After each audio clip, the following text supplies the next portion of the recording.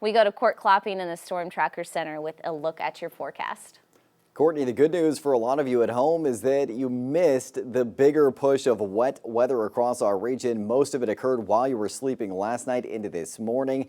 And the wind has been a big factor as well, causing major impacts across Northern California. But I would still have the umbrella handy as you're getting ready to head out and about. I'd also make sure you have the jacket handy as well. As far as what we're seeing outside right now, here's a live look at Highway 99 in Butte County, just south of Chico. And boy, you can see that camera swaying quite a bit. One of the bigger impacts overnight, aside from the heavy rainfall, has been the gusty winds across our region. That's knocked a lot of trees down into roadways and power lines. Something we're not seeing as much of this morning is fog or visibility impacts. You can see it's a little impacted in some of our mountain zones, but not too shabby. Temperatures, meanwhile, lower to mid 50s in the valley right now. We're in the 40s in the foothills. 40s for most mountain zones as well. Now, the wind, a huge impact overnight into this morning. It's caused several power outages across our region. Paradise and Orville both reporting power outages overnight into this morning. Wind advisory for the northern mountains through around 6 or 7 a.m. this morning. Meanwhile, we have high wind warning through 10 a.m. this morning in the valley, foothills, and northern Sierra. East slopes also included, and through 7 p.m. this evening in Modoc County. This is for gusts potentially up to 65 miles an hour, and that is something we have seen overnight. Sustained winds still 30 miles an hour out of the south in the valley right now. And as you get a look at what I'm tracking for you through the day, the strongest wind this morning, the gusts are up to around 50 miles an hour or so in Redding, 40 to 45 mile an hour gusts to the south of that. This is at 8 a.m. By midday today, the wind's not as strong, but gusts still in the 20 to 30 mile an hour range out of the south. Those winds are picking up, however, in our higher elevations. 40 to 50 mile an hour gusts are looking likely midday, and then not quite as strong in the evening hours. You can see they're diminishing. Gusts around 20, maybe 25 miles an hour in parts of the valley, 20 to 30 miles an hour in our mountain zones, and then those winds continuing to diminish tomorrow. And we do have a lull in the wet weather for Wednesday, but then another wet system brings more wind and rain Thursday in through Saturday of your forecast. So late this week, it's going to be a wet and windy end to 2022.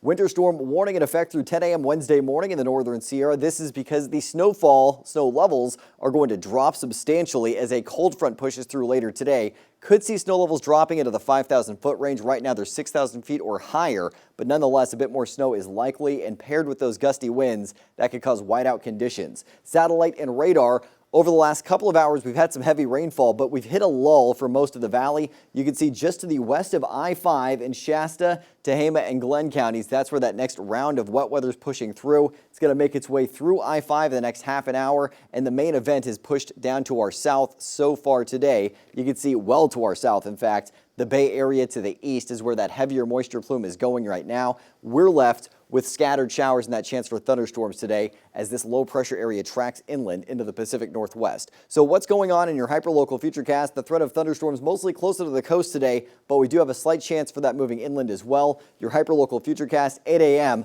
Rainfall still in the valley. We are going to be seeing most of the heavier precipitation in our mountain areas for the rest of this system. Noon, it's mostly mountain areas seeing the rain and snow showers. The chance for some pockets of rainfall at 5 p.m. for your commute home in the valley. And then overnight, we do dry out. A little clearing early to midday tomorrow, and then clouds resurging late in the day on Wednesday with the next round of rain and snow on Thursday. This is going to pack a bigger punch for snow in the mountains. That continues on Friday, but it's mostly rain by that point. Saturday, we're still wet out there. Saturday night is when that really starts to wrap up quite a bit. And as you get a look at the rain projections for the rest of this system, maybe a half an inch or so squeezed out for the valley, around an inch in the northern Sierra. The next wet system pushing through, leaving us with another 1.5 to 2 inches of rainfall looking likely. Some areas, the storm totals over 3 inches of rain in the valley. Snow totals, a few more inches left from this system. We'll see another foot or so possible heading through your weekend. And then getting a check-in with your Storm Tracker 7-day forecast where your weekend's always in view. Mid to upper 50s for most valley areas today with scattered showers and thunderstorms possible. Dry but cloudy tomorrow. The next round of rain and snow arriving Thursday. Friday and Saturday staying wet out there, and then drying out Saturday night with mostly sunny skies for New Year's Day on Sunday, with more wet weather looking likely heading into your first work week of 2023.